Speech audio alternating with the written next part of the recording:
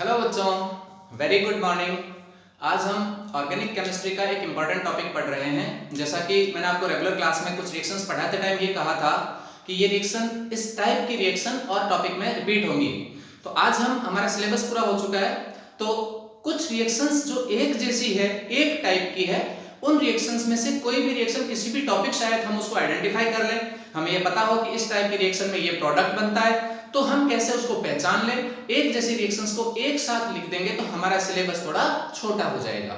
छोटा कैसे हो जाएगा? हमें किसी टॉपिक को छोड़ना नहीं है, बल्कि एक जैसी रिएक्शंस को हम एक साथ लिख लेंगे तो वो टॉपिक हमारा, मान लो एक रिएक्शन 4 जगह रिपीट हुई है, तो हमने एक जगह ढंग से पढ़ लिया कि इसमें रिएक्टेंट क्या होता है, इसमें कैटलिस्ट क्या होता है, इसका प्रोडक्ट क्या बनेगा, तो फिर हमारे लिए वो 4 जगह रिपीट होने का मतलब है 25% हो गया। 25% में हमने उस सिलेबस को कंपाइल कर लिया है।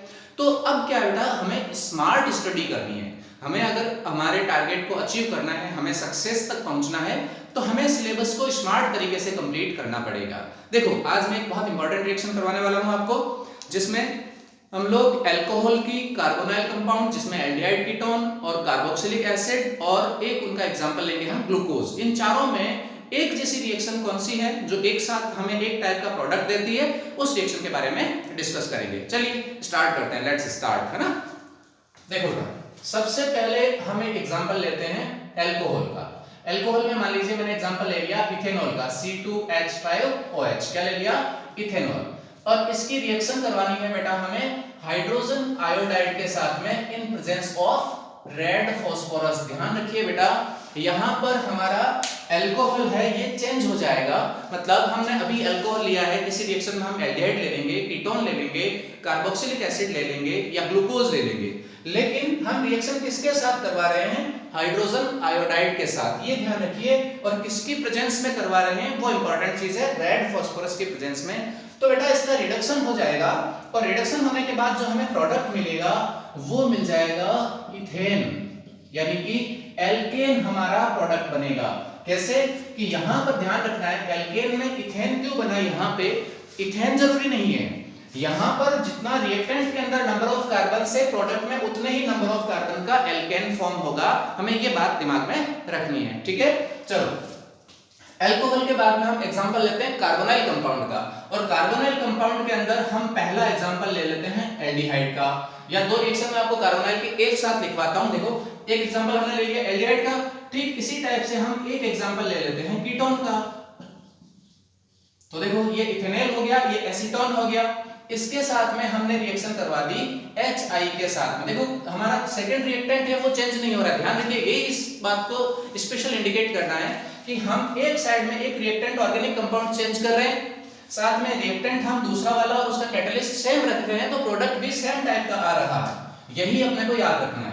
तो बेटा ये भी रेड फास्फोरस की प्रेजेंस में रिएक्शंस हो रही है दोनों ही, और इनका भी प्रोडक्ट क्या बनेगा? जितने कार्बन इस रिएक्टेंट में थे उतने ही कार्बन का हमें एल्केन फॉर्म करना है, बस ये बात ध्यान रखनी है।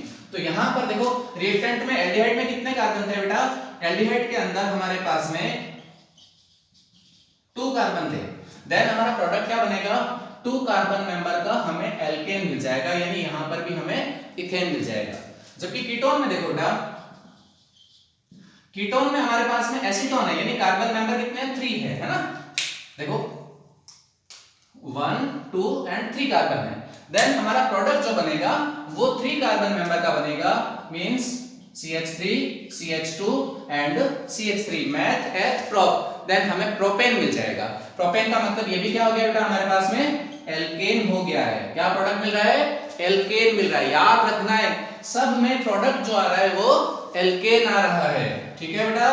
अब अगला एग्जांपल हम लेते हैं कार्बोक्सिलिक एसिड का। देखो, कार्बोक्सिलिक एसिड का फार्मूला क्या आ जाएगा बेटा? हम एक एग्जांपल ले लेते हैं ethanoic acid, CH3COOH, means ethanoic acid, या इसको हम लोग एसिटिक एसिड भी बोलते हैं। इसकी रिएक्शन भी हम HI के साथ में रेड फास्फोरस की प्रेजेंस में करवाते हैं। तो इसमें कितने कार्बन है बेटा? 1 एंड 2। देन ध्यान रखो, 2 कार्बन का हमारे पास में एल्केन फॉर्म हो जाएगा। ध्यान रखिए, एल्केन फॉर्म हो जाएगा।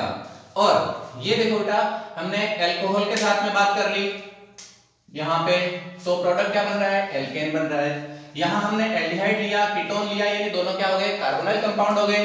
तो भी हमारे पास दोनों के प्रोडक्ट क्या बन रहे हैं बेटा, एल्केन फॉर्म हो रहे हैं। इसी टाइप से हमने कार्बोक्सिलिक एसिड लिया, तो एसिड में भी हमारा प्रोडक्ट क्या बन रहा है बेटा, एल्केन फॉर्म हो रहा है। ये क्यों हो रहा है, क्योंकि ये रिएक्शन हाइड्रोजन आयोडाइड के साथ में रेड फास्फोरस की प्रेजेंस में हो रही है। इस तरह से हम देखते हैं कि एक रिएक्टेंट और कैटलिस्ट हमारा सेम था, और यहाँ पर ऐसे कंपाउंड है जिनका रिडक्शन हो सकता है। तो रिडक्शन हो सकता है तो ये स्ट्रॉन्ग रिड्यूसिंग एजेंट की फॉर्म में काम करता है, और सबको फाइनली इनको किस में कन्वर्ट कर देता है, एल्केन में कन्वर्ट कर देता है। ठीक है, एक एग्जांपल हमारे कोर्स में और है बेटा, हमारा बायोमोलिक्यूल का जो टॉपिक है उसमें हमारे पास में ग्लूकोज आता है, और ग्लूकोज के अंदर आप जानते हो कार्बोनाइल ग्रुप प्रेजेंट होता है। कार्बोनाइल में भी कौन सा होता है, एल्डिहाइड होता है, एल्डोज होता है। तो हम एक एग्जांपल ग्लूकोज का भी ले लेते हैं। ग्लूकोज में हमारा एग्जांपल आ गया बेटा C6H12O6, ये हमारे पास क्या है, ग्लूकोज है।